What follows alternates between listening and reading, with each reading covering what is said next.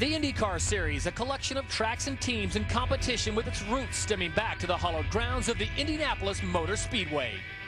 It's a spectacle 200 laps and 500 miles in the making. The 89th Indy 500 is on. A living shrine dedicated to the legends before and legends to come. Danica Patrick, number 16, leads the 89th running of the Indianapolis 500. A track that breeds immortality for its winners. Dan Weldon has just won the Indianapolis 500. It's a series that campaigns that history and excitement to every inch of every track its drivers battle on. Visor tries to slip to the low side. Can he get it done? No! Sam Hornish Jr. made contact with his teammate Elio Castro-Neves. Ryan Briscoe, number 33-year leader. How long can he hold on? They come together. We got screwed. Big problem on the racetrack. It's the 33 of Ryan Briscoe. Something was on my side that day. Scott Sharp, number 8, the first win this season. We've worked so hard for this. Dan Weldon has officially become the 2005 IndyCar Series champion. The 10th season of the IndyCar Series concludes today at California Speedway. And we are living large in SoCal on Firestone Race Day as we welcome you to the Inland Empire on a somewhat of a gray day as we bring the 2005 IndyCar Series to a finale. Dan Weldon is the champion on two fronts. He is part of the British invasion, claiming the IndyCar Series title in 2005 and the most coveted title, as he has said, the Indianapolis 500. As we take a look at a year that was for Dan Weldon, well, it doesn't get much better than this. 6 wins on the season. That is a record, and the first time a driver has won both the Indianapolis 500 and the IndyCar Series since 1995. It is a great day to be in Southern California. Todd Harris along with my colleague Scott Goodyear. What a long and strange trip it's been since we started off back in early in the year back in Florida. But we look at Dan Weldon today. Does he have something to prove? Because he would love to get that 7th victory. Well, he's proven all year that he's fast and he's talented. He certainly wants to win today. Maybe some luck has been on his side because he had a problem in practice this morning and they found it before it got into the race. But we've got a whole list of people that really want to win today, Todd. And the key thing, I think, for everybody in that list that we see right now is do a great finish because they want to have the opportunity to speak to the team owners next year and say, you know something, I'm fast. I just won the last race. I need a ride for 2006. There's a lot of uncertainty out there right now on that list of drivers. So much talent that has yet to visit victory lane this year. Will it be Buddy Rice's breakthrough day? Will it be Vitor Meira's? But Danica Patrick, many people thought she would have picked up a victory by now. It has not happened. This track, a little dicey. Can she get it done? She is the 2005 Rookie of the Year champion. Scotty, is this the place for her?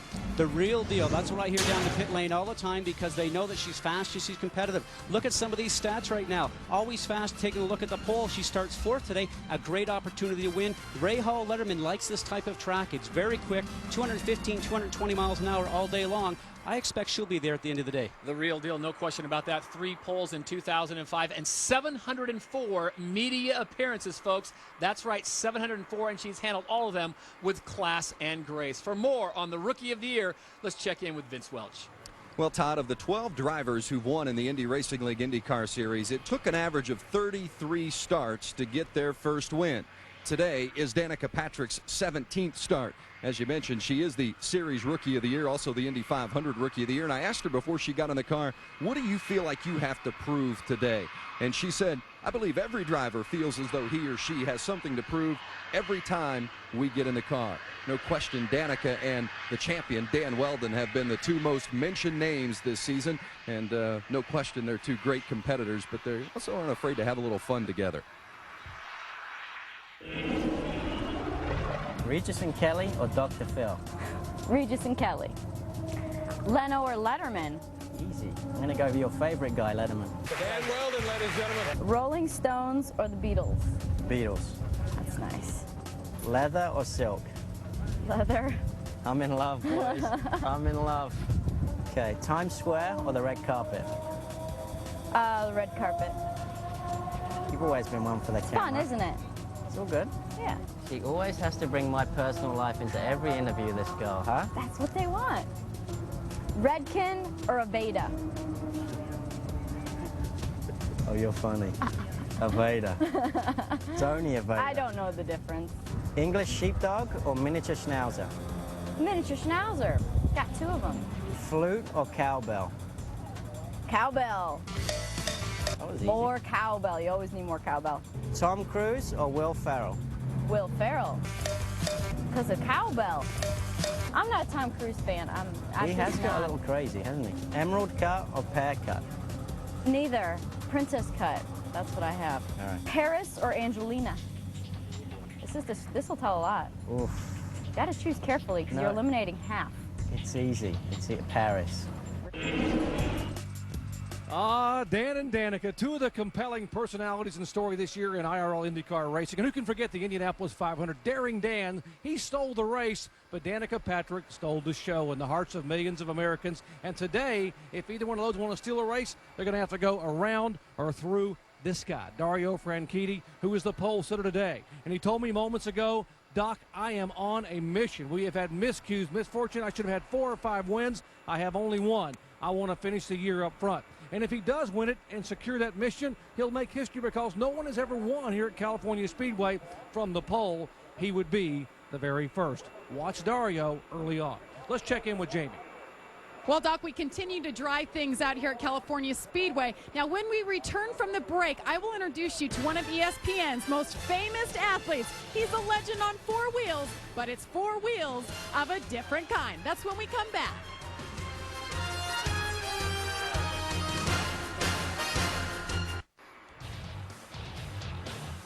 Welcome back to California Speedway for the Toyota Indy 400. Well, the sun is peeking through the clouds, and that's great news for all of us here anxiously awaiting our final race of the season. Now, I talked about him before the break, Tony Hawk, the legend on a skateboard, checking out his first ever IndyCar race. Tony, welcome to IndyCar. All right, thanks. I'm excited. What are your first impressions so far? It's real loud here, but it's super fun. I can't wait to see these cars. I know they're like 250 through the straightaways, and we're right here. It's just going to be amazing.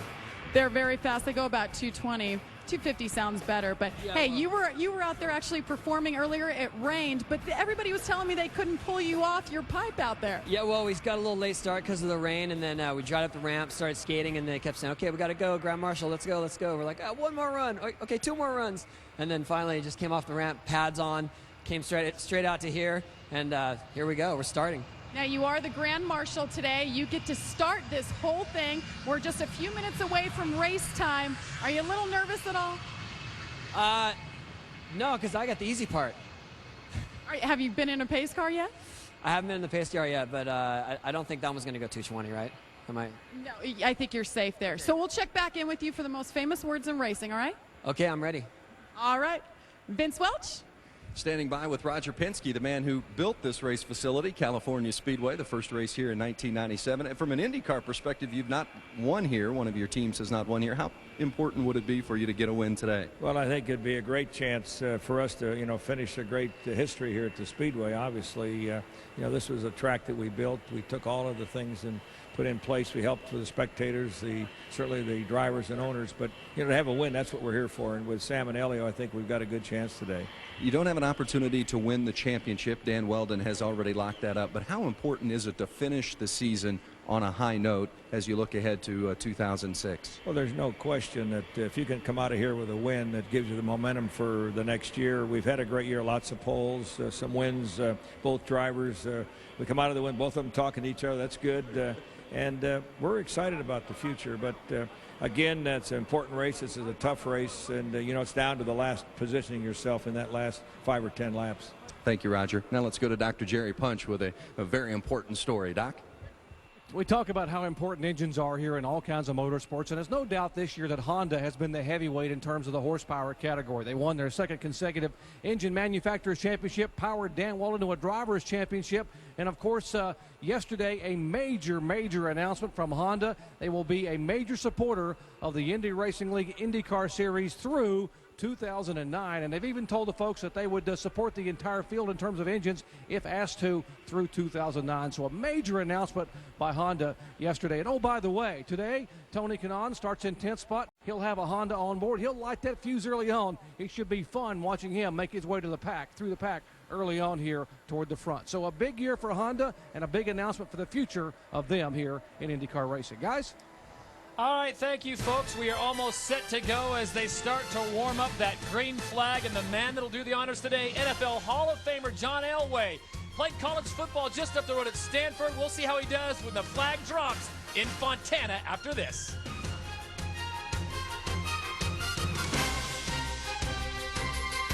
Is the beautiful Pacific Ocean. We go to the Inland Empire, and that's where we find Vince Welch on pit row. Standing by with team owner Bobby Rahal. His team has won a race every year since 1998. You're running out of time. Today's the last now or race. never, right? What do you think your chances are today?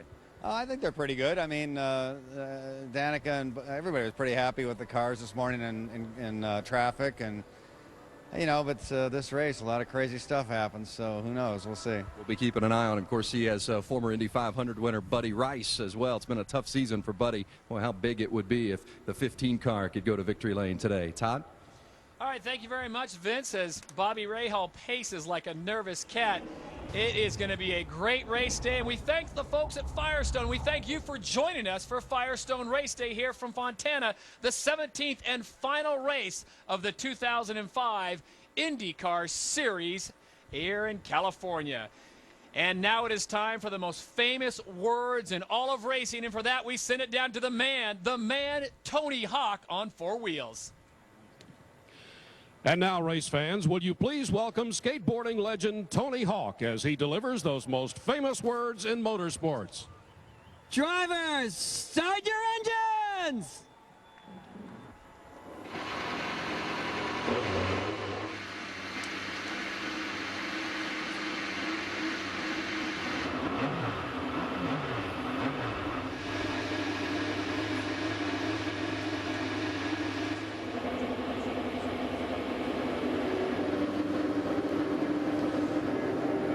Tony Hawk gives it a little of his own Southern California flair. That was kind of nice, seeing that as the grid is full. You see the hands up, the engines have fired, and there you see the Toyota starting grid going across. It's Franchitti and Scheckter 1 and 2, Hornish and Patrick 3 and 4, and Rice on row number 3 with Elio Castroneves. There's Dan Weldon. He will be starting 7th next to his teammate Brian Herta. Scott Sharp's got a win on the air, as does Tony Kanaan. Keep your eye on him at the start, Scott. That is when he seems to excel, and I mean that literally.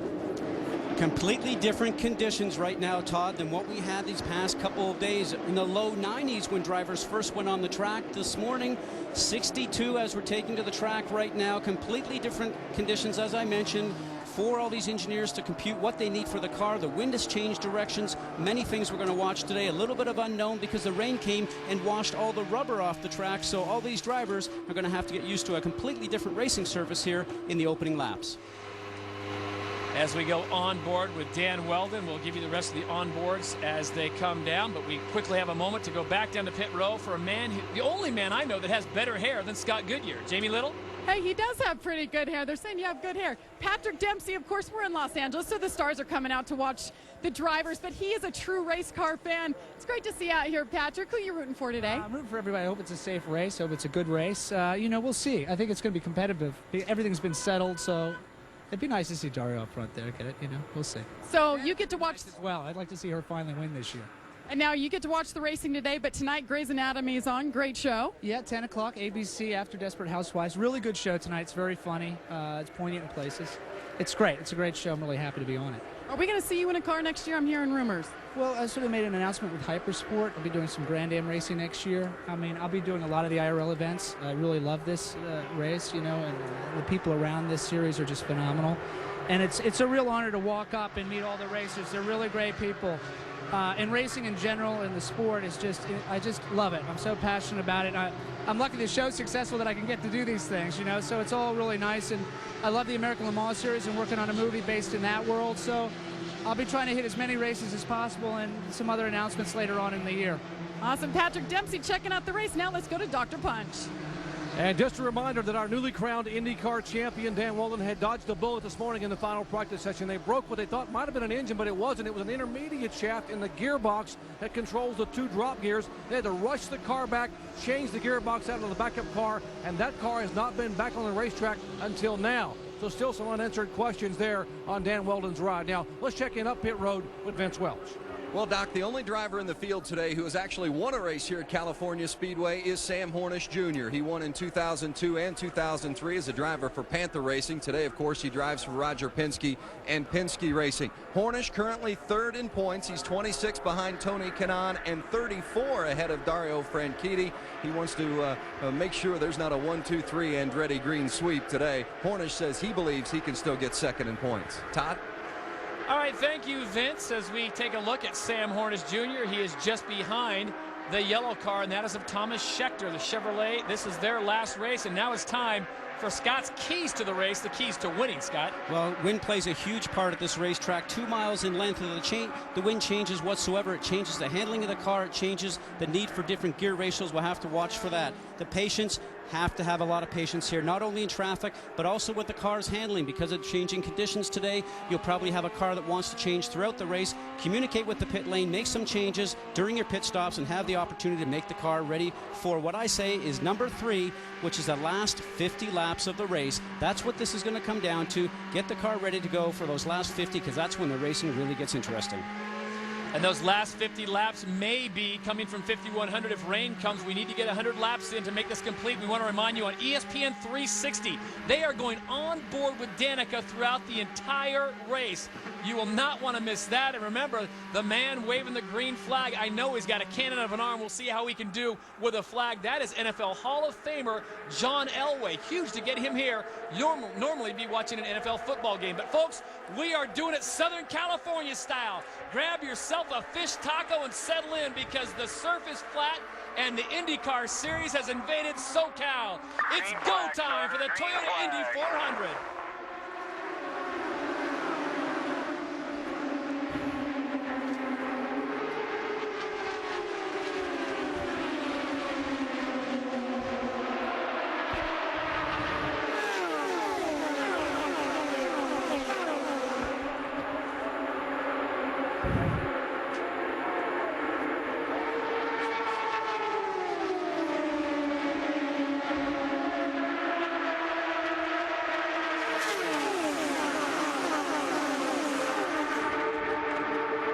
Franchitti brings him to the line. 1 lap complete, and the best racing on track, Scott Goodyear, may be the battle for second, with Thomas Scheckter on the inside, Sam Hornish Jr. right next to him, and there's his teammate, the 2 red and white cars. Hornish first, Castro Neves right behind him. These guys are wasting no time, guys and one girl. A lot of speed the first time around. 205, 206 miles an hour, already 3 wide. And Miss Patrick says, excuse me, I'm coming on through. I've got a race to win. And if she can hang on to the coattails of Tony Kanaan, she is going to have a great day. Tony Kanaan, no surprise there. He has moved up. Kanaan already up to 5th place. Listen to the gear ratios change right there. Aboard the Jim Beam car, you can hear him go up and down the gearbox. Oh, so close, so early.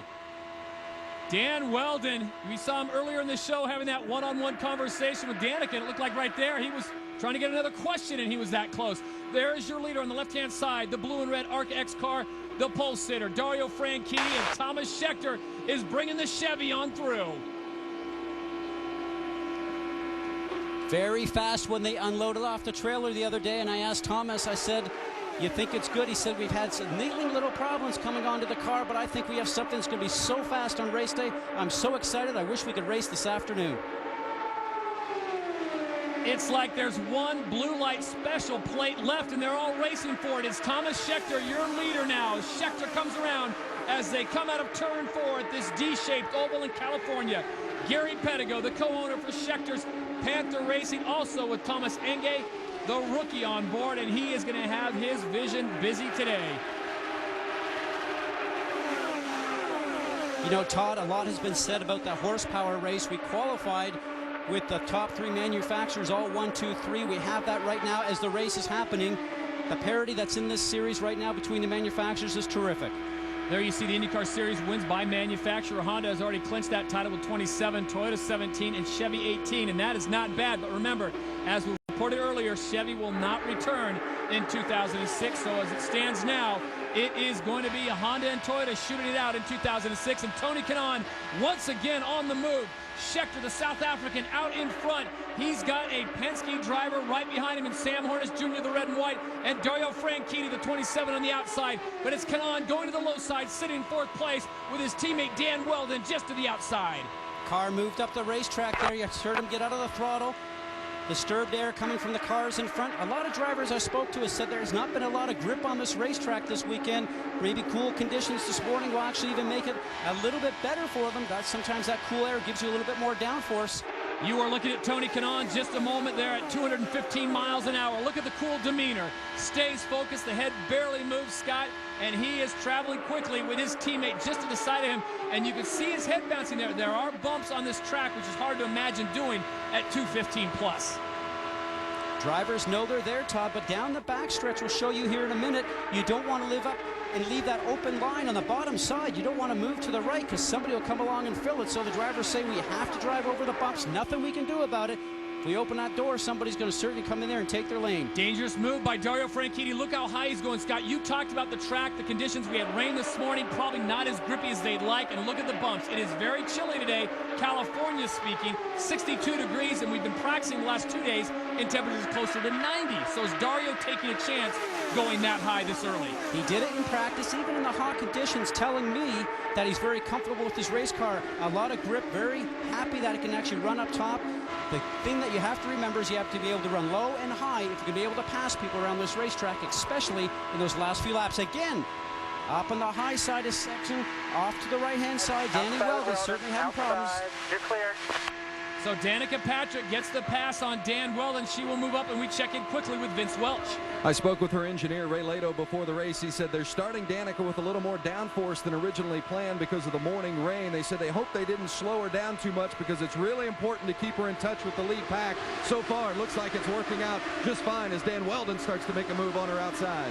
Well, Vince, some good information, but when you put more downforce in the car goes around the turn, well, a little slower down the straightaway. I think that's why we see everybody catching up to her and maybe getting an opportunity to pass her going along the straightaway. That downforce slows the car down, not as great top speed, Todd. There you see on the left side of your screen, that is her teammate number 17, Vitor Mira, getting a look at it.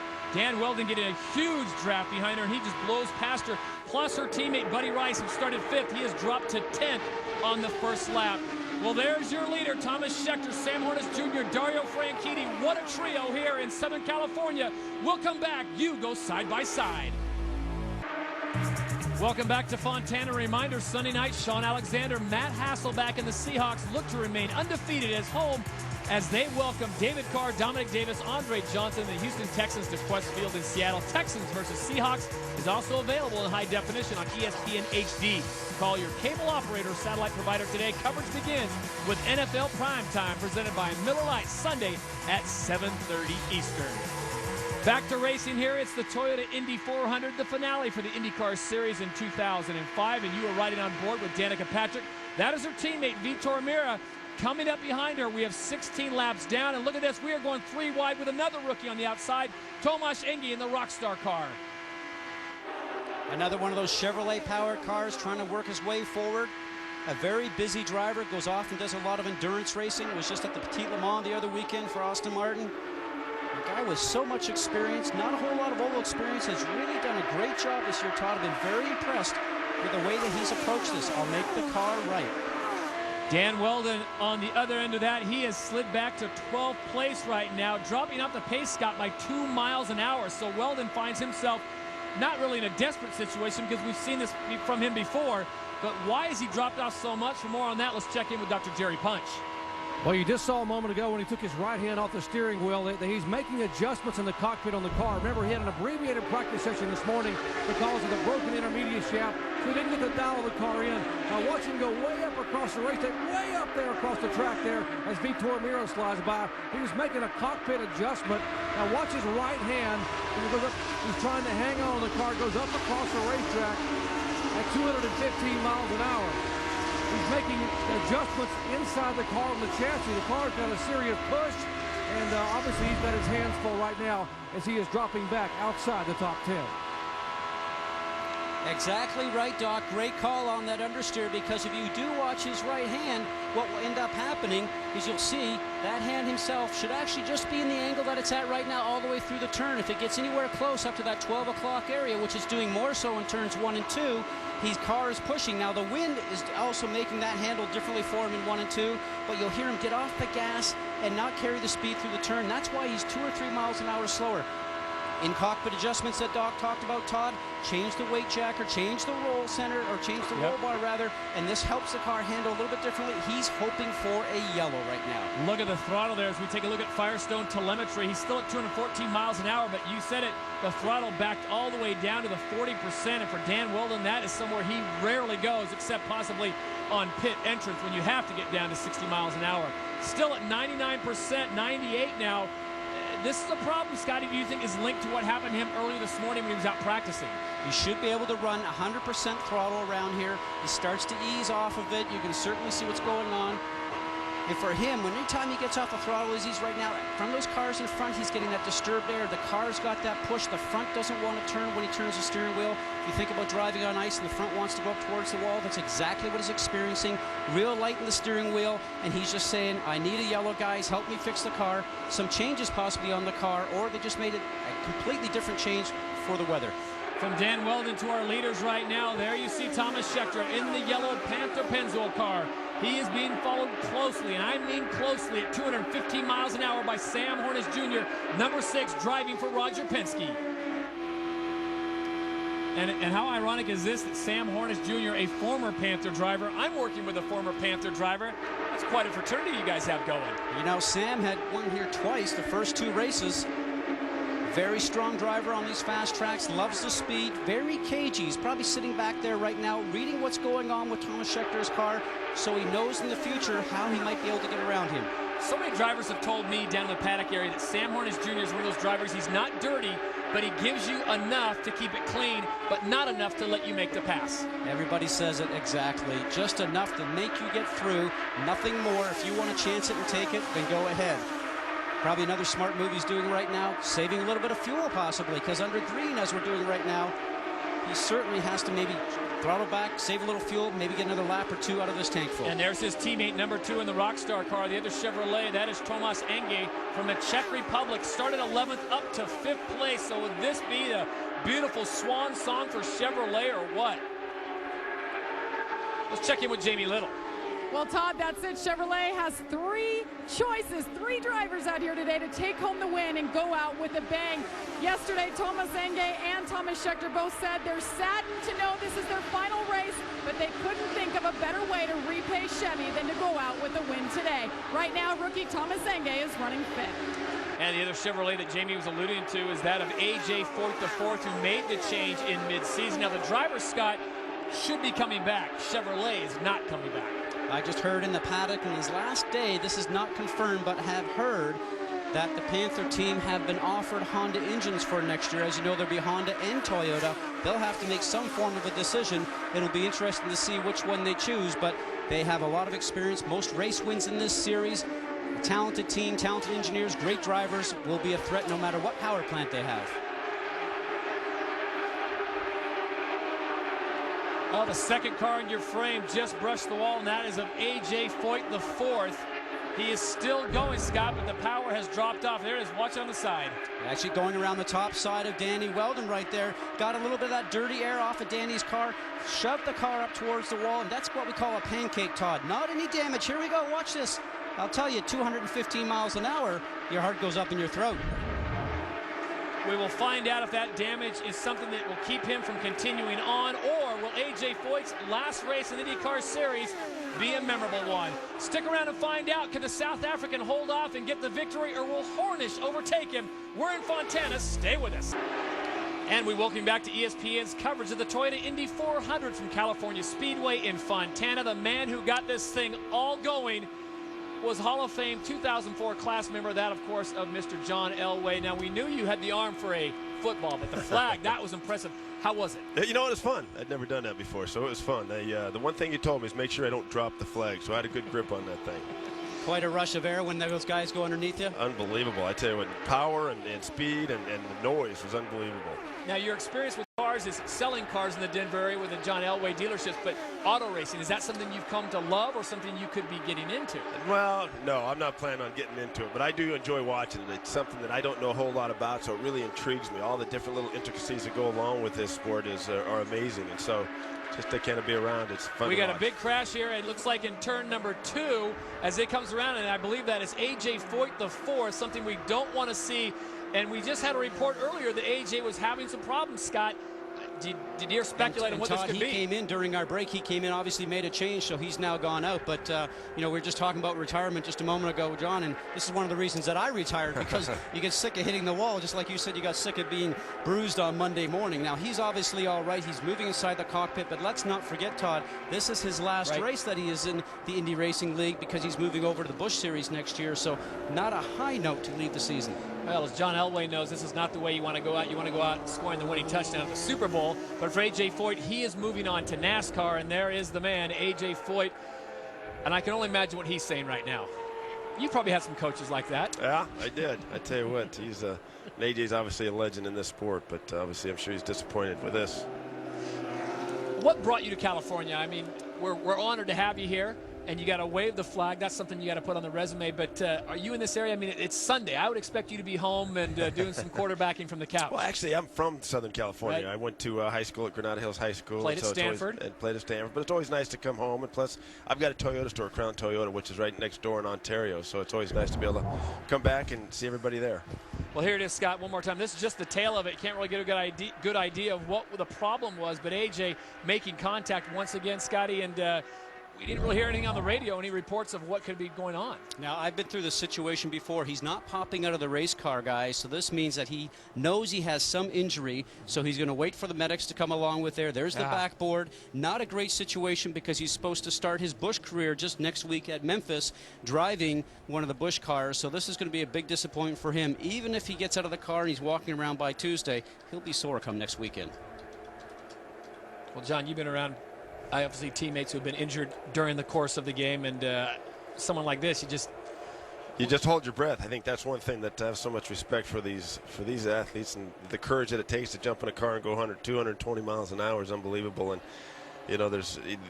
these guys stare at death every time they get in the car, which is, I thought I stared at death when I saw those defensive linemen coming at me, but this is really what it's all about. The Mile High City's finest are probably not listening, so can you tell us how fast have you driven before? I mean, I think the fastest I've gone, I was actually in the Toyota Long Beach Grand Prix. They had a celebrity race there, so I think we raced in Celicas. I got to go at about 110, 115 miles an hour. Wow. So it wasn't too bad. Now, I work with Dan Fouts, and he drives his truck pretty fast, but I don't think he's ever gone that fast. As we get a look at A.J. Foyt. Well, John, it was great having you here. We appreciate you taking the time to pop up with us, and please don't be a stranger. We'd like to see maybe next year around May. There's a little race in Indianapolis that you might come see. Love to, so I appreciate it very much. It's great to be here. John Elway, folks, 2004 NFL Hall of Fame member, and again, don't be a stranger. All right, thank you. That's John Elway joining us up in the booth as we continue to watch A.J. Foyt IV as he made contact with the wall out of turn 1 here in Fontana. This is the Toyota Indy 400. We are under yellow, and so far, Scott, it has played out somewhat like we thought it would. It's been fast. We knew the speeds would certainly be up there. We knew that right away at the very beginning. We talked about that. We knew that Chevy had a very fast engine. We knew that Thomas Schechter certainly wanted to get out and lead because of the last race with the Chevrolet in the Toyota race. Overall, though, a little disappointed when you have a situation like you see right now with A.J. Foyt IV, with everything that's going on, the neck brace, the back brace, and he's now being carried out of the car. Obviously, he's awake and he's alert, but he might have some injury, and very smart of him not to pop out of the car, as I mentioned, to sort of get out of the car and get going. Well, he had a bit of a grimace on his face, so that was your first telltale sign. You saw him throw some of the safety gear that surrounds him out. But, Scott, this is something we don't want to see, and obviously they're going to take every precaution. They're not going to err on any side of just trying to get him off the track and get him out of there quickly. They're going to take their time. The Delphi safety team, all these guys that you see in the orange suits have been around for years. They've actually helped me get out of the car a few times. It's a comforting fact that when you've actually crashed and you stop, you are only stopped for maybe a second or two, and these guys are on the scene, and you see a familiar face that you know coming to the cockpit, allowing you to feel that comfort that they're going to take the best care of you that they can. And overall, you know that you have an injury. Just take your time. Let the professionals take care of it. It's 21-year-old A.J. Foyt IV driving the 14 car out of Hockley, Texas. This was to be his final race here on the IndyCar Series as he makes the move over to NASCAR, and all we can say is we hope the very best for him. We will find out his condition as soon as we get it and pass it along to you and all of his fans who are down in Texas. And this has been a tough couple of weeks for the Foyt family with the Hurricane Rita coming through. They had to miss Watkins Glen, and I know I join with my colleagues in saying we wish AJ the very, very best as we check in with Dr. Jerry Punch. Well, Todd, you hate to see Anthony Foyt have a problem, but a lot of these drivers here were begging for a yellow flag because their cars are just gone away. Now, this morning we had a bit of a rain shower here. It has since cooled off quite a bit, and the wind has picked up. So many of the drivers, I'm expecting probably all three of the top three drivers and maybe four of the top five to come down pit road momentarily and add some front wing. If you turn more front wing in the car, you get more pressure on the front of the car. So when you turn the steering wheel, the front will plant and the car will turn. They have what they call understeer right now, the car moving up across the racetrack. It won't turn in the corner. You saw it a moment ago early in the race with Dan Weldon. A lot of these guys will make changes when they pit here momentarily, primarily by adding front wing. Guys? We are looking at Sam Hornish Jr. right now, who is currently in second place. And we are hoping that they are not going to pit just now as they come around. They've got some debris to clear, and we will find out how this all shakes down with the pit stops coming up when we return to Fontana.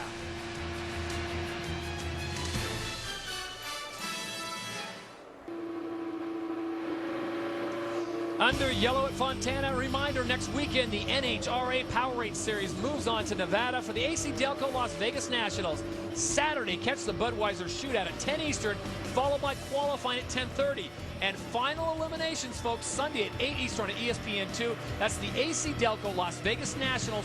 They're also available in high definition on ESPN2 HD. Call your cable operator or satellite provider today, and you can always log on to ESPN.com for more information.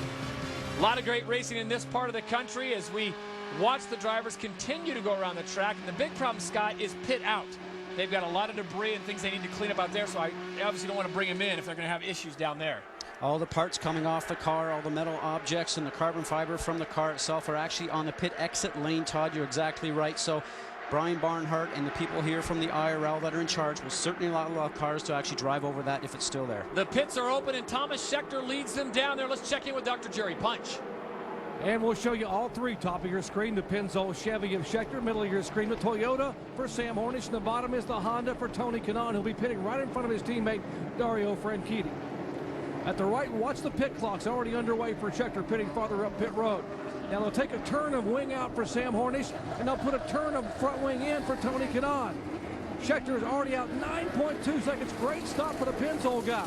Here's Hornish, 9 seconds flat. The car still going on Kanaan, and 8.6. Tony Kanaan on his way, and Kanaan will be the first to exit pit road. What a great pit stop. Great stop for Tony Kanaan as they are high-fiving down here. How about that, all the way from third to first for Tony Kanaan? Well, they talk about real estate in Southern California being expensive, and right now Tony Kanaan had the best spot out in front. He moves to the lead, followed by Hornish and Schechter. And Schechter with a 9.2, Scott. I thought he had it done. And then Hornish uncorks a 9.0, but the positioning of the pits for Tony Kanaan was key. Absolutely. The thing that happens here is that the teams are watching the other cars coming down from the far end. They will pull out the fuel nozzle early to let their car get out on the track early, which is exactly what the Andretti Green team did for Tony Kanaan. Could Tony Kanaan have short fuel? That is a question we will have to keep our eye on and see how it plays out. But for now, the Brazilian is in the lead in Fontana. Back with more after this. Welcome back to Fontana. It's the Toyota Indy 400, the final race of the IndyCar Series for 2005. Your leader, Tony Kanaan, Sam Hornish Jr., and Thomas Schechter. Dario Franchitti, the man who had the pole, currently sits in fourth place, but a lot of racing still to go. Let's check in quickly with Jamie Little for a report on A.J. Foyt IV. That's right, Todd. I was just told AJ Foyt IV is awake and alert. Now they're going to transport him via ambulance immediately to Loma Linda Hospital. He's complaining of some knee issues. He said they're very sore. They said he was a little bit groggy, so they're concerned. They're going to send him there for further evaluations and a CAT scan. As soon as we get another update, we'll get it back to you. Dr. Punch? Thank you, Jamie. That's good news. Hopefully we'll get a good update on Anthony Foyt. Now, let me show you, we talked about a moment ago in pit stops about what happens when you change the wing angle in the front of the car. Take a look at our target cutaway car here. And you saw Sam Hornish, he took wing out, whereas Tony Kanaan put wing in. They come to the front of the nose of the car, and they'll make a turn here, which will adjust the attack angle of this front wing. If you add more wing, it catches more air going into the corner, plants the nose, and when you turn the wheel, the car will turn. You don't have understeer. Now, if you have too much understeer, then you take some wing out like Sam Hornish did. You take the angle back, which puts less pressure on the front of the car, more on the back, so the car is nice and tight going in. Two different adjustments all made by turning one device here in the front of the front wing of the car. Guys? All right, thank you, Doc. Great information. Scott, I'm a little bit dim. Most of my family member knows that, but I think one of the best demonstrations I've ever heard or been explained to about that is putting your hand out the window and when you're in a car and angling it down or angling it up. Absolutely. If you go along, say at 60 miles an hour, and make a little angle with the back of your hand and tilt it up, it obviously puts your hand down towards the ground. And if you lift your fingers up, it actually takes your hand and wants to whip it up into the air. And that's basically a very rudimentary way of actually talking about what they're doing here. Think about the wing on an airplane. It's the same sort of thing. And actually what I tell people all the time is that the under tray of these cars, the parts that underneath, the under tray itself was built like an inverted wing. The faster you go, the more ground force it actually has down towards the ground, helping the cars go around the turn. While we were in side-by-side, an incident taking place in Roger Yasukawa's pits. One of his crew member knocked down, and we check in for more on that with Vince Welch. I'm with team owner Dennis Reinbold, Ryan Reinbold Racing, the left rear tire changer Cody Selman. There you see him being removed, is wearing a neck brace. And Dennis, did he also suffer a leg injury, or what can you tell us about his injuries in this situation? We're not sure. He was complaining about his right leg. I think it was his right, maybe left, but the car came out and ran over, and we were trying to get the engine cover back on, and we were in a hurry to get back out, and it didn't happen because he got run over. So hopefully he's going to be okay. He's alert and is talking, so it looks promising, at least that way. They're doing precautionary things with him now as well. Do you know who you'll put into that spot? Obviously the left rear tire changer, an important part of the crew. Yeah, we have plenty of guys that can go in and take his place, so that's not the issue. I mean, we're not worried about that at all. Right now, we just are hopeful that Cody gets better soon. Thank you, Dennis. Todd? All right, thank you, Vince. Cody Selman, and we hope all is well with him, and the medical folks here are getting a workout as we are 40 laps complete in Fontana. We will bring you up to speed and hopefully have a green flag when we return. And this is why we are under yellow here at Fontana's California Speedway. AJ Foyt IV in his final IndyCar race before he moves over to NASCAR, making contact with the wall, Scott. A very hard hit. We saw him get out of the car, actually with the assistance of the Delphi. And this is remembering the career of AJ Foyt IV. It's been short, but it's been a good one. He has had all kinds of experience, of course, with his grandfather leading the way. And this young man, despite being as young as he is, Scott, 21 years of age, he is the youngest man to ever compete as a driver at the Indianapolis 500. He's had a great career, but he's decided to move on. And you know what? You can't blame him. Grandfather's been there the whole way with him, but Grandpa's driven a lot of other cars too. Has driven many cars. He's won at Le Mans. He's won at Daytona. You think of the pressure that AJ IV has actually been under ever since he arrived in this world. Just being the Foyt name, you talk about Michael Andretti going underneath Mario, and what Marco's going to have now, obviously, with both Michael as a father and Mario as a grandfather. I spoke to Marco this morning, and he was actually down running at Laguna Seca, and he said, you know, I'm going to try and test an IndyCar as much as I can this winter. I want to drive for my dad's team. Well, as Jamie Little reported, AJ Foyt IV initially reporting being groggy and injuries possibly to his knees. For more on that, let's check in with Jamie, and she can talk to Grandpa. That's right. It's his grandfather and car owner. We're getting cuts here. I hear us going in and out. What did he say on the radio? Well, actually, he got moved back about 4 spots. He said, what's the name was blocking him, the 26 cars, what got him in trouble, and then he was taking the air off, and he tried on the outside, and it just jumped loose on him, and that's what happened, and he just got caught. That's what him all the way in the back, you know. And we called up and said, what's going on? And they said they weren't paying no attention, so things like this happen. We saw him brush the wall earlier in the race. Do you think that had anything to do with been essentially. No, because he is on the outside.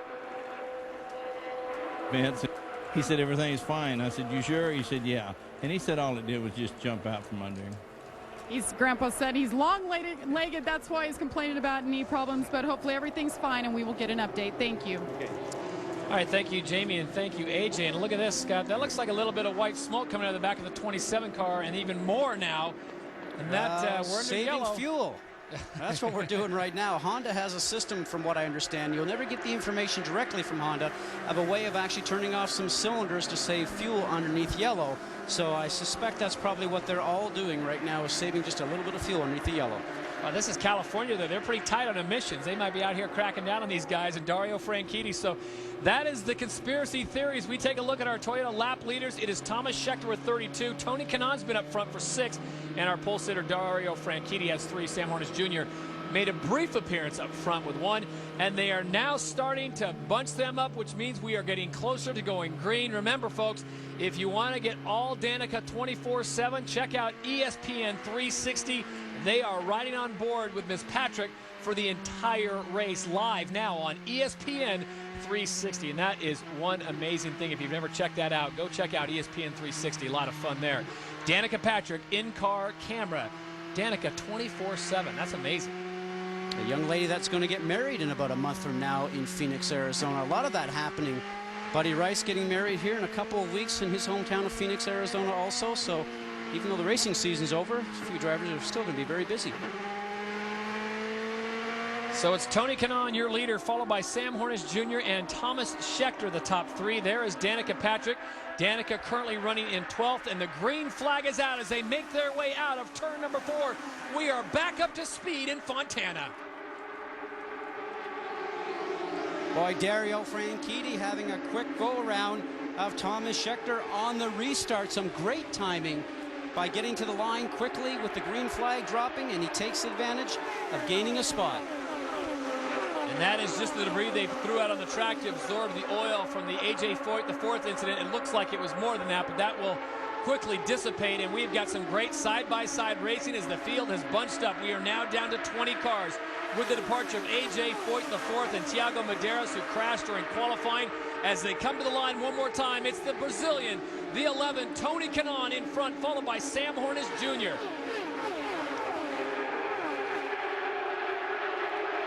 Tony Kanaan, a guy that got his childhood dream just about a week and a half ago, testing a Formula One car, a bar Formula One car. Bit of a recipient of winning the championship now, as we see Franchitti starting to have a look to go around Sam Hornish Jr. I asked Tony about the experience. He says amazing brakes in the car, amazing power. I really enjoyed it. Scott, they came into pit a few laps ago on lap number 40, I believe. Are the tires warm enough now for them to do this kind of side-by-side racing, or would you recommend maybe want to hold off for this kind of stuff for a while?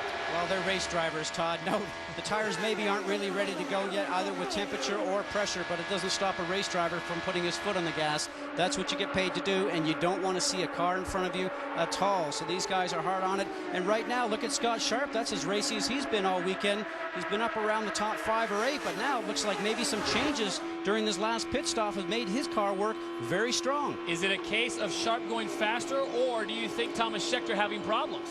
Well, top speed right now, Kanaan that last time by, 216 miles an hour. Scheckter down to 213, so maybe some changes on his car are not exactly what he needs. They are full of fuel. There you see the sparks coming off the titanium skid plates as they pitted on lap number 36, and we check in with Vince Welch. We've been keeping an eye on Scott Sharp. He's moved up to the number 4 spot. And remember, this is the team that won this race a year ago with Adrian Fernandez, who now is solely in the car owner role. There's a good look at Sharp. He won earlier this season at Kentucky Speedway. And even though he had a little bit of a handling problem earlier in the race, the car obviously working much better now. He's moving toward the front. Thank you, Vince. Another man who's on the move, and that is Dario Franchitti. He has seemed to have found some power as he moves past Sam Hornish Jr. and tucks behind his teammate, Tony Kanaan. And for the rest of the field, Scott, does this spell doom? The way they've been driving, the way they qualified, if they work together, can they check out? They certainly can, and if they're going to work together, just going to tuck in behind each other, not try and pass, because obviously when you do that, you're actually killing yourself in the slipstream. So let's see if the 27, Dario Franchitti, is going to move right behind the 11 of Tony Kanaan. Oh, there we go. Number 7. Drop low. One more. Okay, drop low. That's drop number low. 7. That's Brian Herta having some problems. Hold your line. They're telling him to drop low and hold his line.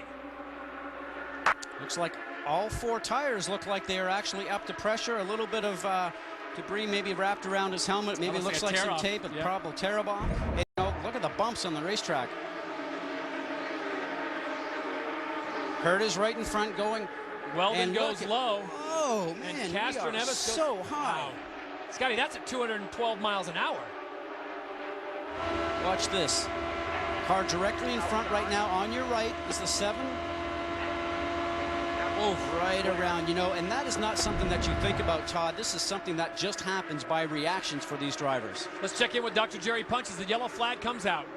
Look at the cockpit here as he comes down pit road. His visor blew off. The visor blew up on his helmet and blew off, and he couldn't get it to stay down, so he had wind in his eyes at 210 miles an hour, and he was temporarily blinded. And now they have told him to go ahead and pass on through the pits now because the yellow is out. Because if he pits now, he'll be penalized if he stops. They're going to go back out, come around behind the pack as the pits will open up momentarily. But Scott Goodyear, he was just absolutely almost in a panic on the radio when that visor blew up. And the wind in his eyes, he could not see a thing. And so everyone behind him had to dodge him because he was totally blind on the racetrack. Now, Doc, you know, you may see your pet hanging its head out of the window at 60 miles an hour and liking it, but I'll tell you what, 215 miles an hour going along here and your visor comes up, absolutely not what you want to see. You mean, you know, how can you even know what's going on there? You can't see what's going to go on. A great bit of driving by him, and he'll give me some Visine. I'll tell you what, it's one thing to make a phone call at 65 miles an hour while you're driving or take a swig of some vitamin water, but it's another thing when your visor pops up at 215. Well, it just tells you how much wind is inside the cockpit for these drivers. You think about, one of the things that you think about is you talk about a NASCAR, a stock car, something like that. You got that windshield in front of you. That amount of air is always coming down to the cockpit. As a driver, we always felt it. Now, maybe the clasp on his helmet broke and the visor came up. Something failed on there. He's going to have that fixed, obviously. Hey, Scotty, he said when the visor blew up, he couldn't feel it. He didn't know it was there. He kept reaching up trying to grab something, but the wind wouldn't allow him to pull that visor back down. That's why he couldn't close it up, and he thought it was completely gone. Well, Doc, a gaggle of drivers are coming your way. Let's first check in with Vince Welch. This is going to be a very quick stop, just fuel only for Sam Hornish Jr. His teammate Helio Castroneves is taking fuel as well, and there they go, both of them away cleanly. Look at Hornish trying to make his way. Doc? And as you watch Hornish and company, actually we mentioned that neither Dario Franchitti nor Tony Kanaan pitted, but the reason for this yellow flag, Brian Herta is still sitting on pit road. They have pulled the visor back down, they have cleaned it off, reattached the buckle on the bottom of the visor, and now he is away. Now, one of the things that he's going to end up missing here is that usually you have a visor strip that you talked about, Todd, and the visor strips, 3 or 4 of them on there. Debris comes on your visor. You pull the visor strip off. He will not have any of those anymore. He's going to have to just run with the visor, and it will get dirty here very quickly. There you see the 2 cars of Team Penske. Number 6 is Sam Hornish Jr. Behind him is number 3, Helio Castroneves. So Sam Hornish Jr. comes out roughly in 9th place with a full load of fuel. Interesting to see how that plays out. Now, pitting out of sequence, not everyone pitted on this go-around. Do you think that was intentional, and was it a wise move? Well, everybody pitted back on lap 44. Now you've got an extra 10 laps, and some more laps you're going to gain here underneath yellow, so certainly won't be able to go another 35, 37. Problem in the pits for our last winner. This is on board with Scott Dixon. He won 3 weeks ago at Watkins Glen, and look at this. Oh, another crew member goes down, and that was the fuel man. And a great job by the folks in tape and our camera crews picking that up, Scotty. That's just miscommunication, and there shouldn't be that happening on the 17th race of the season, should there? Well, I'll tell you exactly what happens. As soon as the fuel man pulls the nozzle out, then the crew members tell him to go, so he actually followed instructions. Evidently, maybe the fuel man thought that there wasn't enough fuel in there, or the fuel nozzle didn't plug in all the way, and maybe he knew the fuel did not get in the tank, and he was actually going to go back and replug. It is communication, Todd. You're absolutely right. Well, the top 5 guys have not pitted. So there you see Kanaan, Franchitti, Scheckter, Sharp, and Mira. they decided to stay out. The pits are still open. And a lot of people now, Scott, making some chess moves, deciding that maybe out of sequence is the way to do it. As the green flag emerges one more time from its brief hibernation, we are up to speed one more time at the Toyota Indy 400.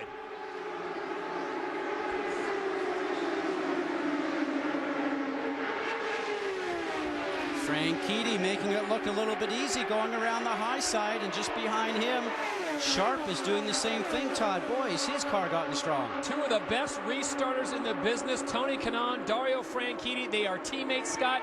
Will they be teammates next year? Will the four-headed monster of Andretti Green stay intact? What are you hearing? We're hearing that all four will be back, the same as they have it this year. Probably not what everybody else in the pit lane wants to hear, Todd, because they have been so strong all season long. A great race team, a lot of consistency. How long can you be lucky, though? There you see Andretti Green right now running first, second, 12th, and 19th. Brian Herta by virtue of that bad visor. We're going to step aside, pay a few bills. You miss nothing because we go side by side.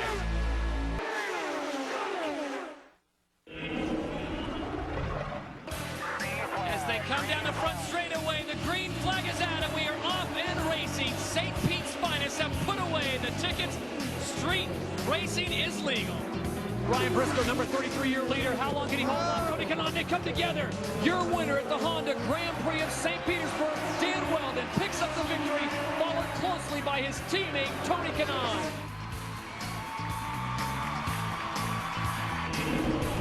And that was a first for us of the IndyCar Series, making our first right-hand turns at St. Pete, as this is the finale of the circuit in 2005. We look back and remember, and that was, Scotty, one of the great races with Andretti Green sweeping the podium +1. They claimed the top 4 positions, and right now it's looking a lot like that as well, as Tony Kanaan, Andretti Green team member, is your leader, followed by Dario Franchitti. This is the kind of racing we like to see, open wheel racing at 215 miles an hour. IndyCar officials not so happy with this because it gets them to nervous time, Scotty, but this is why they're the best drivers in the world. To be able to drive at this speed and be able to negotiate your car that close to the other car and just have it happen like you're sitting on your couch at home. I explain that to people all the time. Your heart rate is actually going very quickly, but you're very calm when you're sitting inside the seat when this all goes around. Let's check in with Dr. Jerry Punch. Guys, many of you may wonder, some people may wonder why Tony Kanaan and Franchitti and company did not pit in that last yellow. And the reason being is they didn't think they would gain much in terms of fuel mileage. They would still need one more stop to be able to get to the halfway point, lap 100, because range is supposedly going to move in just past the halfway. We're already feeling the sprinkles. These guys are really getting racy on the track right now, guys. Three-way battle for first place. Not bad on a Sunday afternoon. It's Kanaan to the low side. And he's back. Thomas Scheckter in the yellow 4 car goes up high. That pushes Dario Franchitti into third place. So it's now Scheckter and Kanaan going mano-a-mano. Look at this. It's 6 inches apart. Everybody in the garage area the last couple of days have been worried about that yellow Pennzoil car with a Chevrolet.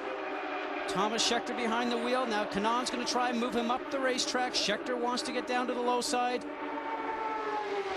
And that is a car that my colleague Scott Goodyear knows oh so well. This is the anniversary of his last win back in 2000, picking up the victory in Texas. And Scotty, do you miss it? Not when I'm watching these guys do this. Absolutely not. Now, none of the drivers ever stand up here when you're actually in the cockpit and you're driving these races. But once you come up here and you see what goes on, you think, man, oh man, are these guys crazy? Certifiable, I think, is the word you're looking for, and he has moved to the lead. Thomas Scheckter back in front, but will Kanaan let him stay there for long? Now, you talk about pride, about winning a race, especially the last race of the season. Tony Kanaan wants to win this race, and everybody else in this race today wants to be the winner, but no so more, I would think, Thomas Scheckter, who's actually pulling out without a problem. Here comes the Penske cars. And it looks like Elio Castroneves and Sam Hornish Jr. are working together. And the last time we saw them running this close together was in Milwaukee, and it didn't have the effect that Roger was looking for, with Sam Hornish giving Elio a slight bump, putting him into the wall. He would go on, Sam Hornish, to get the victory, but they are staying a good distance away from each other. It'd be interesting to find out if they are working together. But right now it is that man, number 4, Thomas Scheckter, your leader. Kanaan on the outside sits in second.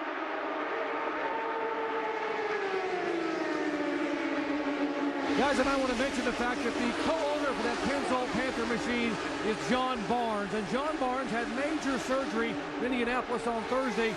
5.5 hours in the operating room, spent 2 days in intensive care, and I was told a little bit ago he is in his hospital room right now watching on ESPN, has the laptop computer there watching timing and scoring, and I gotta believe he is going to be just absolutely cheering and jumping if he can get up for what's happening right now with his car on the racetrack. Well, Doc, as a physician, would you recommend that?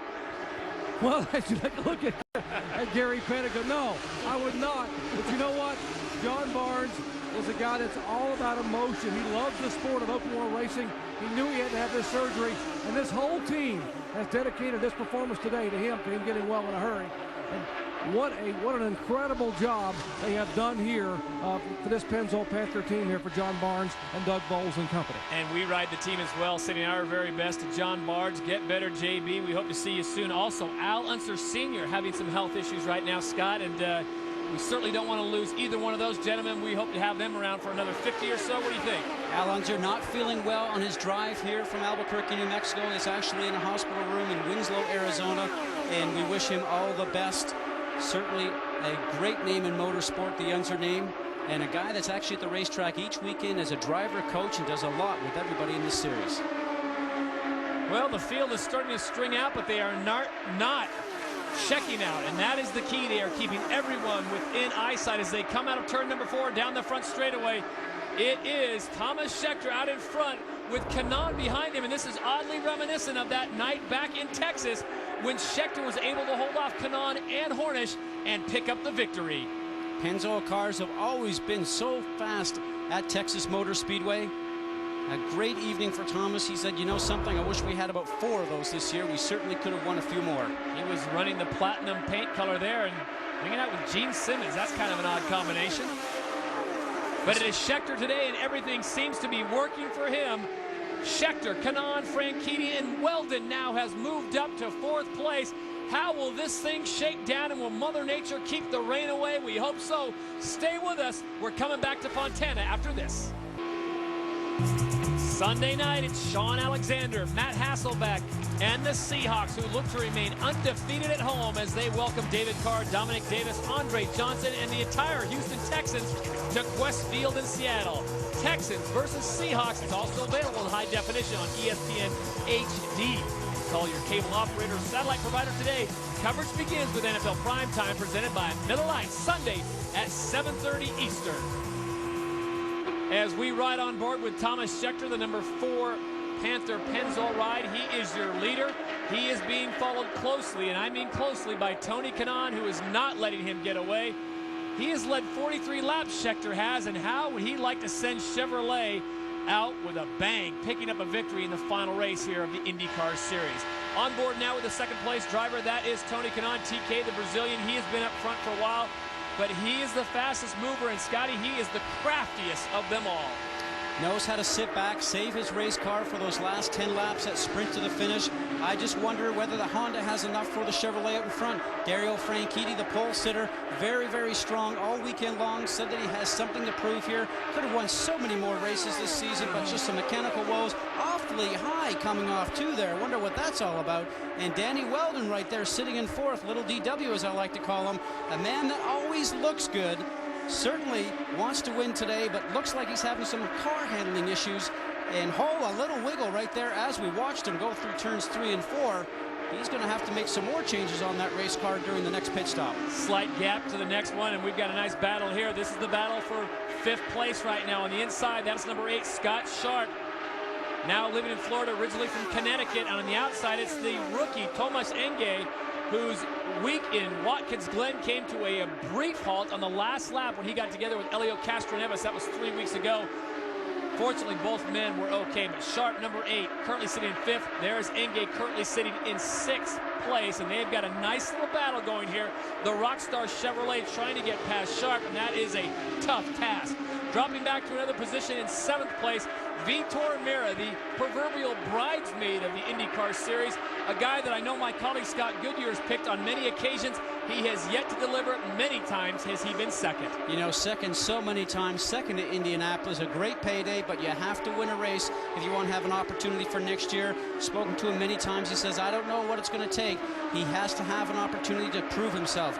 His teammate Buddy Rice, obviously a stellar year last year with winning the Indianapolis 500, got knocked out of the Indianapolis 500 this year with an injury, a big disappointment to him. He says, I'm just looking for the season to be over and start fresh in 2006. Elio Castroneves, number 3, is in between them, part of the Penske team. He is in the middle of an RHL Rahal Letterman sandwich because behind Elio Castroneves, who currently sits in 9th, is young Miss Danica Patrick. Danica sitting in 10th place. Now, for a lot of you at home, you may think, oh, Danica's not going to be around at the finish. I might as well click over and watch some big grown men beat up on each other. This is where Danica likes to sit. She'll sit in 10th for 30 or 40 laps, Scott, and then she seems to find something those last 50 laps, and that is one of your keys. Watch the last 50, and that's where I think the Rookie of the Year has really excelled this year. Look how she's working the steering wheel there. A little bit of dirty air from that car in front, down to 202 miles an hour, back on the throttle. The G-forces that you see at every end, that tire temp obviously is right there with pressure and temperature. Just sit here, make sure you have an opportunity to fix the car if it's not working for you, as I always mention, and get the car ready for that last 50 laps. That's the most important. As you look at Firestone telemetry, all I can say is Grand Coulee, damn, is she fast. And it looks like we have got a driver coming in. That's number 17. That is Vitor Meira deciding to roll the dice and take a shot. And he is going to pit out of sequence. On your mark. Foot on the brake. 4 fresh Firestone tires, 30 gallons of fuel. This might just be the beginning of some pit stops now. Depending on the fuel mileage, he's clear. That's what I love right there. Drop the clutch at 10,300 RPM, 700 horsepower. And here comes the leader, Thomas Schechter, as we check in with Jamie Little. Well, the 25-year-old makes his way down pit road. No changes expected. You see him locking him up there. They're expected to get full fuel, 4 fresh Firestone Firehawk tires. Guys, remember, Thomas Schechter's contract is up. He is racing for his job, and you can tell today. Andy Club is at red stop, 9.2. Vince? Scott Sharp, fueling and tires. They topped off the fuel. It's been a good run for Sharp so far, and the pit stop was good as well, out easily. There's Tony Kanaan, number 11, coming in with his teammate, Dario Franchitti, 2 AGRs. Let's check in with Dr. Jerry Punch. And remember, Tony Kanaan's crew had a lightning quick 8.6-second stop early on. Franchitti will take 1 turn of front wing. No changes for Tony Kanaan. They pit nose to tail. Andretti Green teammates. Let's see if Kanaan's crew can beat the 8.6 they had on the very first pit stop. Left side is your box leader, reigning champion, new champion, Dan Weldon. He's the leader right now. And there goes Dario. Oh. Great pit stop for Dario Franchitti. 9.1 seconds. Franchitti's crew beats Kanaan, but Kanaan the first off pit road. Location, location, location. That extra 10 feet that Dario Franchitti had to make up behind his teammate Tony Kanaan was the difference. And the wheel gun was actually sitting out in front of Dario Franchitti, and one of the crew members rushed out there to get it. Boy, I'm not sure that I'd be that brave. So Dan Weldon inherits the lead, and I want to correct myself with Vitor Meira. He pitted on lap 36, so he technically was not pitting out of sequence. He was just the first to come around and cycle through.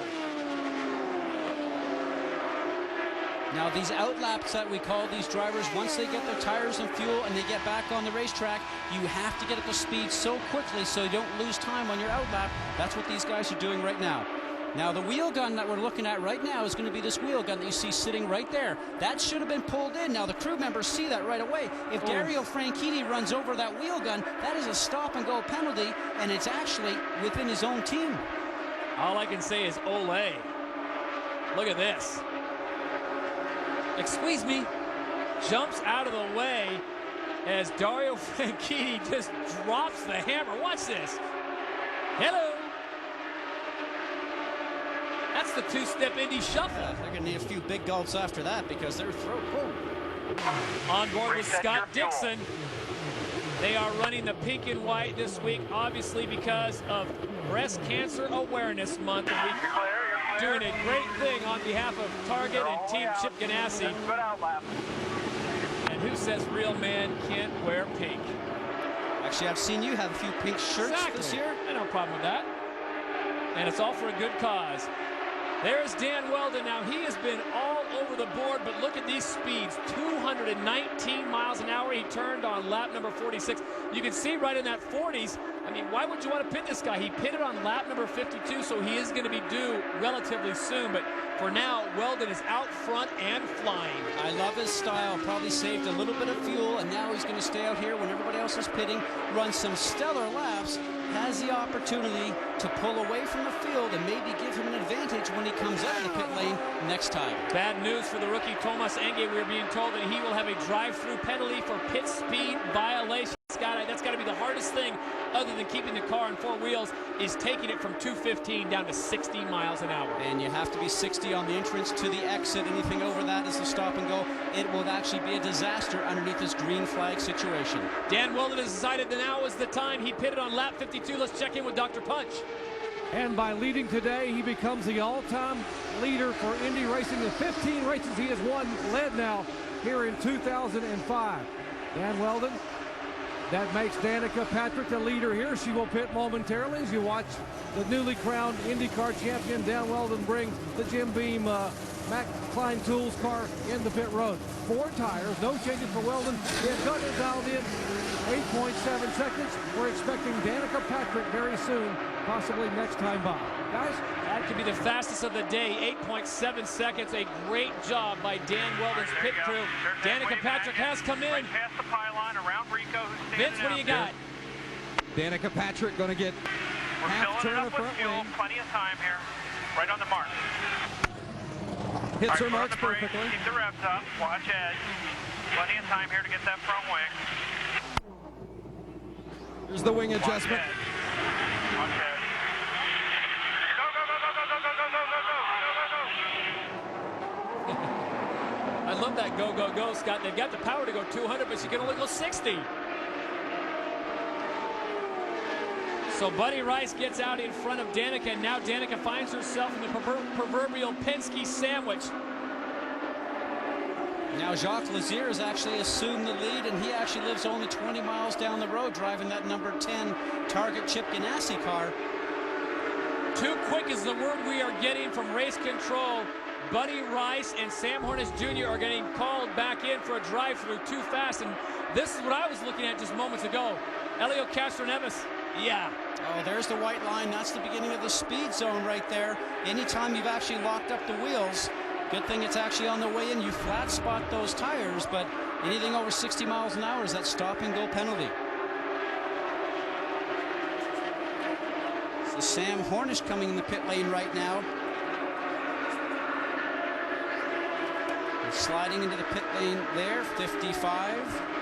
Kotsky Masura, the Penske car with the drive-through. That was a penalty just served. We'll check on this car right now. Lazier, the number 10. And the 55. All we understand serving penalties for going over speed. Brian Herta has decided to come in as well, the number 7 of the Andretti Green team. Our winner at Michigan this year. 8.7, that was unbelievable how fast they got. You talked about before, see Brian Herta using that rag right there. He was actually using that rag because we knocked off those visor strips, which they used to get themselves a clean shield. So every time he comes in, he's going to have to do that.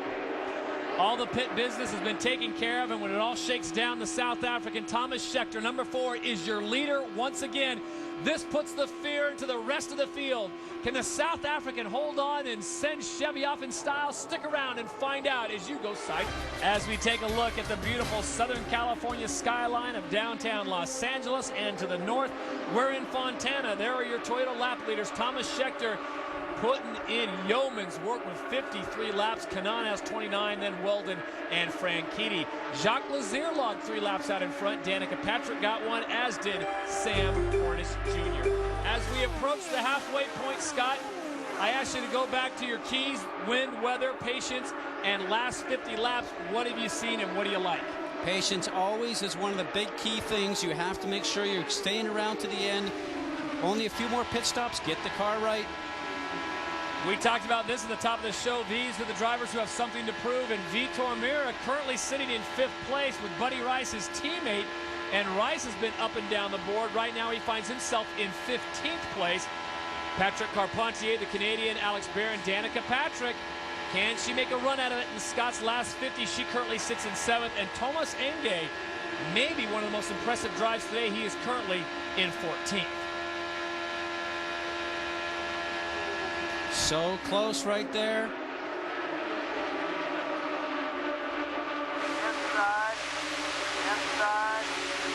Inside. Thomas Scheckter starting to go around the 15 of Buddy Lazier.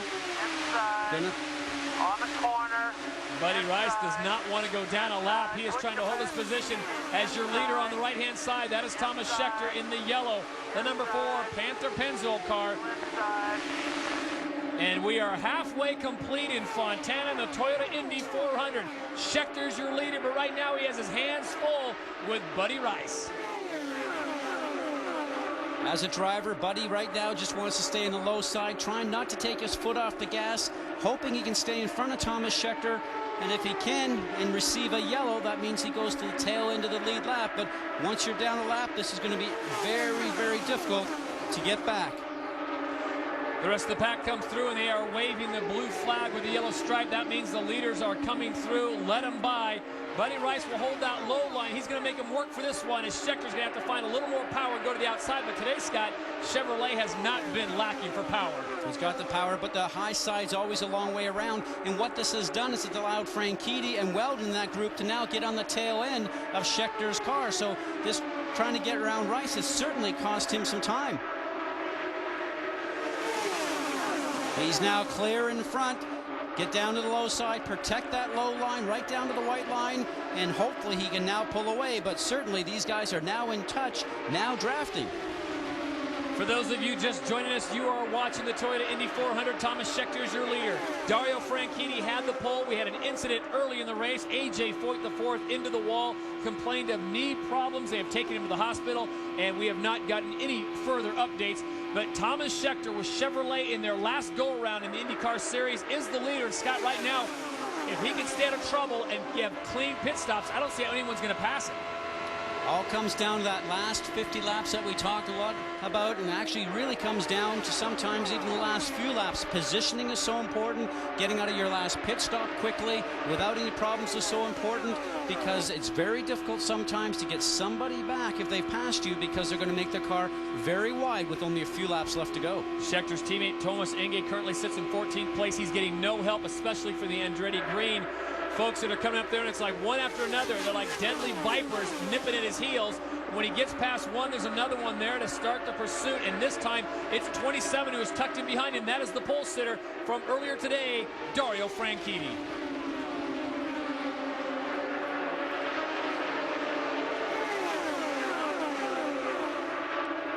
Now check out this segue. Dario Franchitti sits in 2nd place. This week they made a big to-do in Hollywood about the new James Bond. Big search. Dario Franchitti. He has the accent. He can drive the car. He flies a helicopter. And he's already married to a literal Bond girl in Ashley Judd. It's a perfect fit. How do they pass that up? I have no idea. I'm sure someone from Hollywood will be calling me and see if I want to represent him, but he would be my choice for James Bond. Can't you hear Dario saying it? Bond. James Bond. Well, back to racing action. What Dario's doing now, and that's Dario Franchitti, through the turns, he's starting to run a little higher than the line that Thomas Scheckter is taking. So tells me his car needs a little bit of clean air to actually get the car going through the turn without it starting to give him some problems. You can see he runs just a little bit high through the middle of the turns, follows in behind the yellow car now, going down the straightaway to get that slipstream and to save a little bit of fuel. And is Weldon starting to make some moves on him? Doc, what do you got? Scott Goodyear, you're exactly right. Exactly what's happened with Dario Franchitti. Early in a run after a pit stop, the car turns really, really well. And they keep adding front wing, but as the tires begin to wear a little bit and heat up, the car develops a push, and he needs more of that clean air on that front wing to get the car to turn. That's why he becomes somewhat of a sitting duck here as the laps click away, and now Dan Weldon beginning to move back in. Guys? I've noticed a trend there that Doc Punch never says, Todd Harris, you're exactly right. It's always Scott Goodyear, exactly right. Danica Patrick has moved up. She now sits in 7th place, and this is one busy young lady. We're in the land of Hollywood, and behind the scenes, Danica Patrick took a little time out to help our folks out with ESPN. This is a great spot she did with our favorite reporter at SportsCenter, Dan Patrick.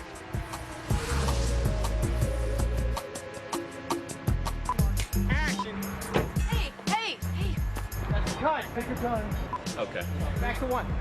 You're like, again, that's my car. You can back it up. That was my car. Oh, that was your car. Roll sound, please. You want me to still say you're Scott? It's an honest mistake. And cut. That would be a gas guzzler. Because of you, I have to drive a hybrid. A big round of applause for Danica. Did you have a good time on that, or what? First one, yeah. I like watching him, so I'm flattered to be asked. Bye-bye. On board with Danica Patrick. Folks, let me tell you, I may have led you astray once or twice. Not intentionally, but believe me when I tell you, you do not want to miss the world premiere of the Danica Patrick and Dan Patrick piece that we will run after this commercial. Get the TiVo ready. It is a classic. We're in Fontana. Schechter's your leader. Stay with us.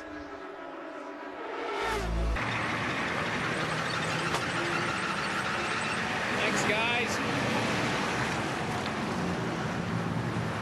Hey, hey! That was my car. Oh, that was your car. Well, this is my parking spot. I park here every day.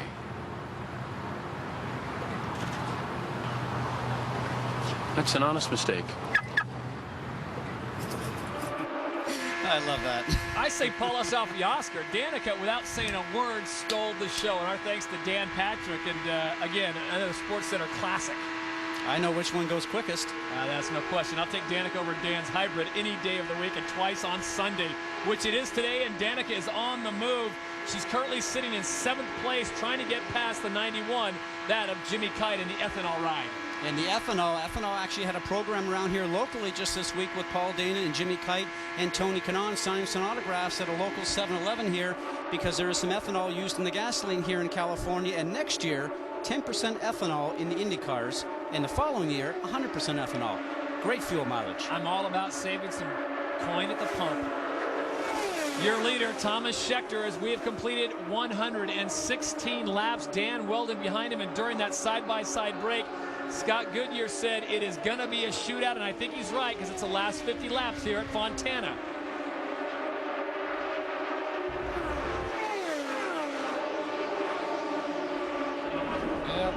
Last year, Fontana, and what a shootout it was. Adrian Fernandez, as you ride on board with Tony Kanaan, and they go down to the tape, and it was Adrian Fernandez who edged out Tony Kanaan in one of the greatest races we had in 2004. Adrian Fernandez now has changed things just a little bit. He's going to the owner role, and he is standing by now with our Vince Welch. That's right, Todd. 183 ten-thousandths of a second last year over Tony Kanaan. Do you miss being in the car this year?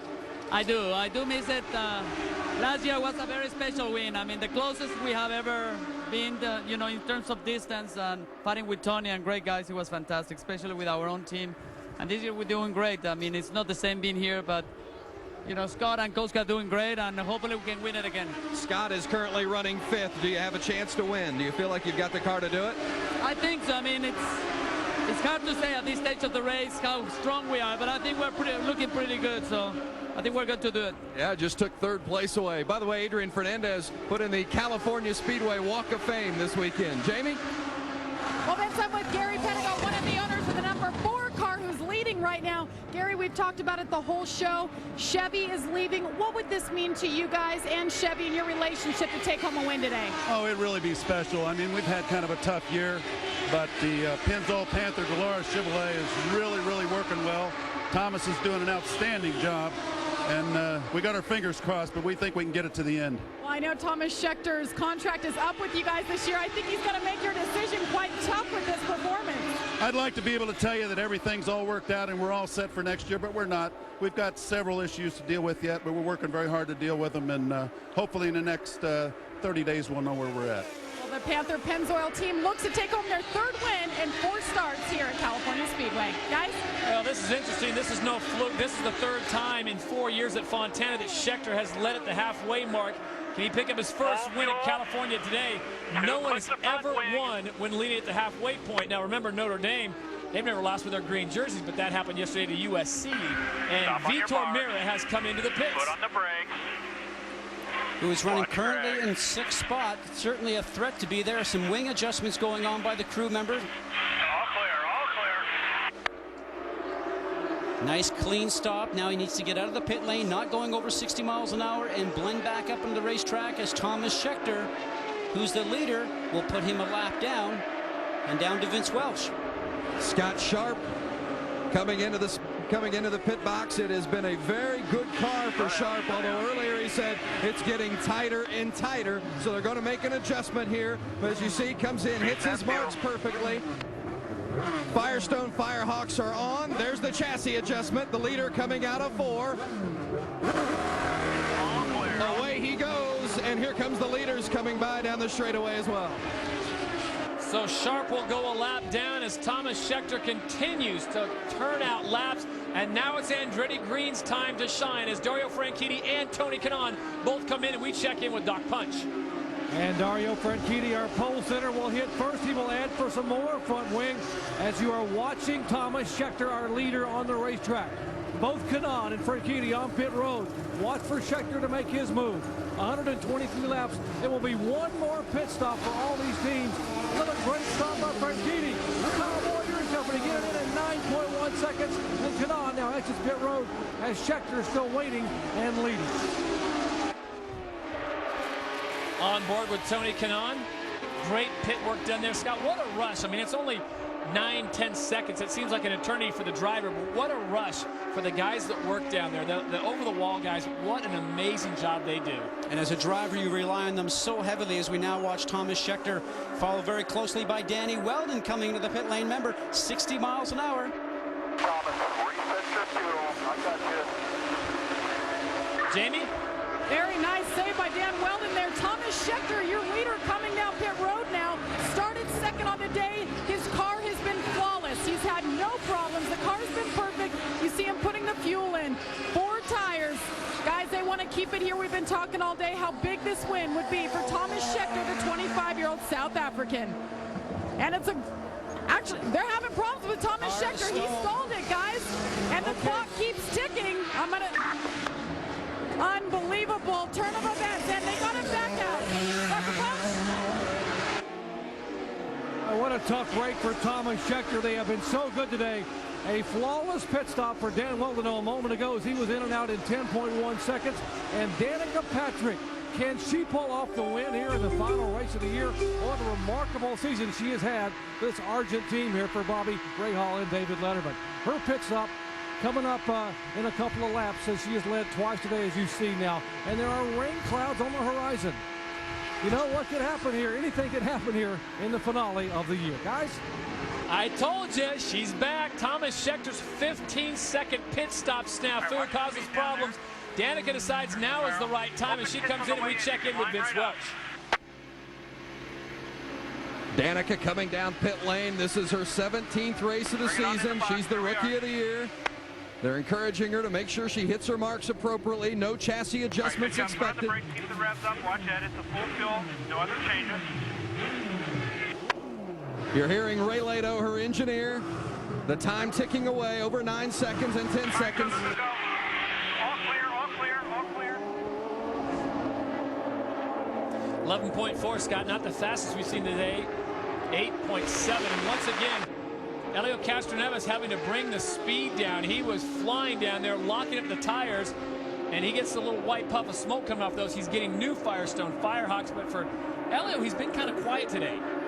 Well, had to just get a situation where he can make the car work for him. We'll see if there's any changes on the front wings at all from any of the crew members. Does not look like there's changes whatsoever. A lot of time for the fuel to go in because it's now gravity fed, and as the fuel is unloaded from the tank, it just takes longer for that fuel to actually go into the car. That's why these stops are starting to get a little bit longer now, Todd.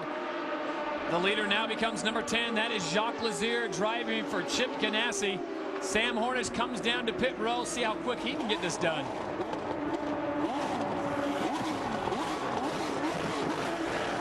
Oh my, that's got to be short fuel. Faster than your local service station, isn't it? 4 tires, 30 gallons of fuel in just over 6 seconds. You asked me about the crew before, Todd. These guys train every day back in the shop. They do simulated pit stop tests. They actually work out with their trainers. They try to get better physical conditions so they can lift those wheels and tires and put them on. This is as much of an art form for these guys working on the crew as it is for the drivers driving the cars.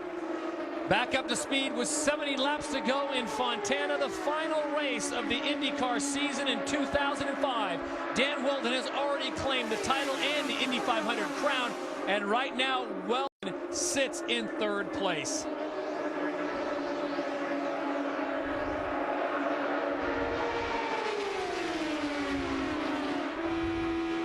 Back on board with Thomas Scheckter, the number 4 Panther Penske. He was leading the race, came into the pits, and as Jamie Little reported, his car was flawless, and this is where all went wrong. 3, 2, 1, straight in, nice and cool, nice and cool.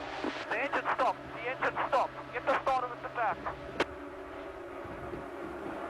What a heads-up situation for Thomas Scheckter, letting those guys know the engine has stalled on the way in. Always difficult to get the fuel back through the system once the engine is hot.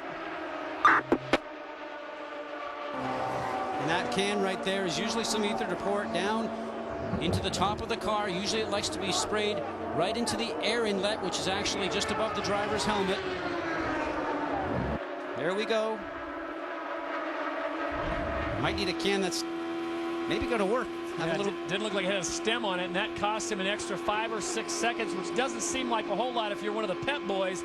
But here in the IndyCar Series, 5 or 6 seconds, that's almost half a lap. That's a half a track, because certainly he's about a half a lap behind right now. But if it's green, difficult to catch up in this situation. If there's a yellow, they'll pack up. We have gone complete full circle as the pole sitter now is your leader. Dario Franchitti leads. Can he hold on and make it stick to lap 200? Stick around and find out. Folks, next weekend, the NHRA Powerade Series moves on to Nevada for the AC Delco Las Vegas Nationals. Saturday, catch the Budweiser shootout at 10 Eastern, followed by qualifying at 10:30, and final elimination Sunday at 8 Eastern on ESPN2. The AC Delco Las Vegas Nationals are also available in high definition on ESPN2 HD.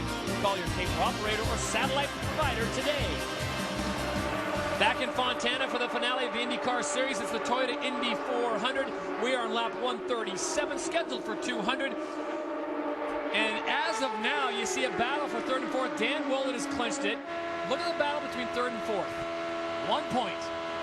I don't need an abacus to tell you, Scotty, that's close. That's why positioning is going to be so important to get the run for the checkered here. Andretti Green looking for a sweep there. If they can get their man Dario Franchitti a couple extra points to slide ahead of Penske's driver Sam Hornish Jr., it would be an Andretti Green sweep of the podium 1, 2, and 3 on the overall as we check in with Dr. Jerry Punch. And guys, for Penske Racing, there is a huge incentive bonus that's going to be paid by many of their sponsors if they get both cars to finish in the top 5 in points. The big worry today was Helio Castroneves, who came into this race 5th in points, but only 6 points ahead of Scott Sharp. They have told Helio, you have got to finish in front of Scott Sharp.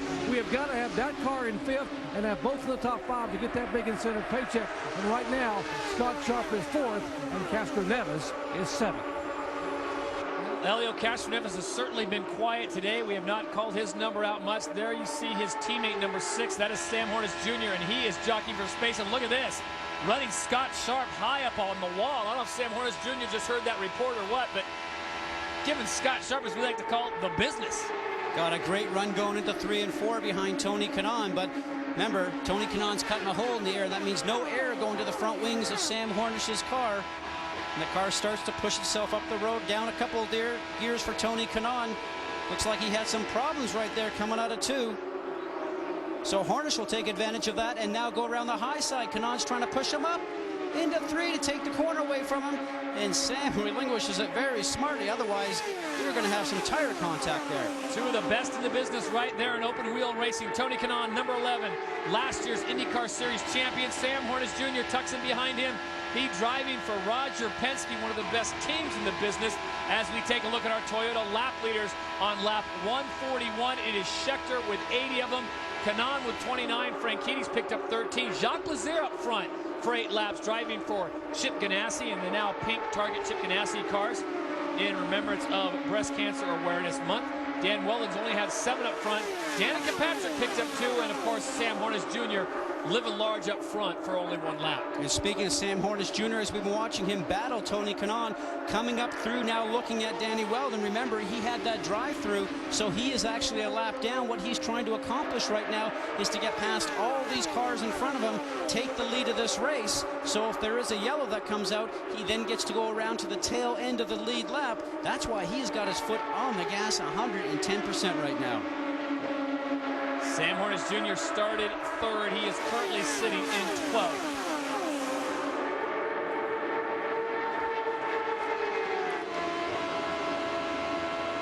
Here we look back at Hornish again, having a little look at Danny Weldon. You can hear the RPMs just get a little bit lower in the engine going through the turn, just binding up a little bit from 10,300 down to about 10,000 even. Top 3 gear ratios, 4th, 5th, and 6th are so close in these cars. The drivers have to watch their illuminated dash. The bar graph will tell them exactly when they need to upshift and downshift. Riding on board with Dan Weldon, the Klein Tools Honda. He is the champion for the season, but he is a greedy young Brit. He'd like to get another checkered flag and get the record 7 wins on this year. But when he was in a calmer mood, he sat down with one of his rivals, that being Danica Patrick. And here's part 2 of Dan and Danica. Call it 21 questions or truth or dare, but it is compelling television. Sports Illustrated or National Enquirer? Sports Illustrated. Go-karts or Formula One? Just to tool around. So you got to just go out one day and drive a Formula One car. Go-karts. Go-karts. Okay, Indy 500 Rookie of the Year or 2005 Bombardier Rookie of the Year? That's easy. You know, I'd go for the whole year Rookie of the Year, of course, because you know it's the whole year. You know, you have to do it all. You smoked everybody. What does it matter? I would choose the IRL Rookie of the Year because one race is one race, but a whole season takes a lot more. Okay, I like your style. Indy 500 winner or champion? Oh, that's easy. Easy. I'm different to you. Indy 500. But what's harder? What's harder? I think the 500 is harder.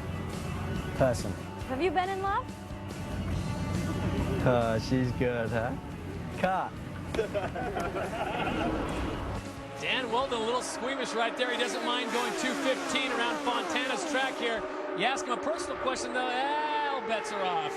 Dario Franchitti's number 27. Sam Hornish Jr. is number 6. And it is Franchitti, your leader, with Dan Weldon sitting in 2nd. Sam Hornish is down a lap. And he is hoping for a yellow right now. Hornish is going to get the slipstream, try the high side. Now what he's going to try and do is box the 27 car of Dario Franchitti down on the low side, so when they get up to the 2 of Thomas Enge, Dario will have to lift his foot off the gas and allow Hornish to go by on the high side. Watch how close they go now through the tri-oval into turn 1. That's exactly what Hornish is trying to accomplish. Push him down, push him down. All this at 215, 16 miles an hour. Remember, you're looking straight ahead. He gets the job done. Oh, down below the white line. Remember, we're playing for keeps here in this last race. You are watching ESPN's coverage of the Toyota Indy 400 from the California Speedway in Fontana. Todd Harris along with Scott Goodyear, Dr. Jerry Punch, Vince Welch, and Jamie Little in the pits. And we have got a good one here. They say that there's nothing on the line but pride, and they are all looking for a big helping of that before we go into the winter layoff. Dario Franchitti is your leader. Dan Weldon sits in 2nd and Tony Kanaan in 3rd. And Danny Weldon decides to go up and check out the giggle weeds up in the gray area. Oh, I'm not not sure he decided he wanted to do that, Todd. I think the car just put him up there. Because if I was in that seat, I would want to be down on the low side. If you were in that seat, you might be coming in for a change of fire suit. Is that what you call the depends moment? I would be in there probably just before you. So they've settled themselves down a little bit, and we have come to that magical moment where Scott says the last 50 laps. We'll keep an eye on that. For more on the 50 laps, a man who's been there before, let's check in with Vince Welch and Bobby Rahal. Well, Rahal Letterman's had some good success here at this racetrack, and now Vitor Meira having a good run, and also Danica staying on the lead lap. What do you see as your chances down the stretch, Bobby? Well, I think Vitor's being pretty cagey right now. He's leaned out quite a bit. He's kind of letting those guys tow him along. He's been happy with the car all day, so I think he's strong. Danica, I think we got a little too much. I think we got a little too much down.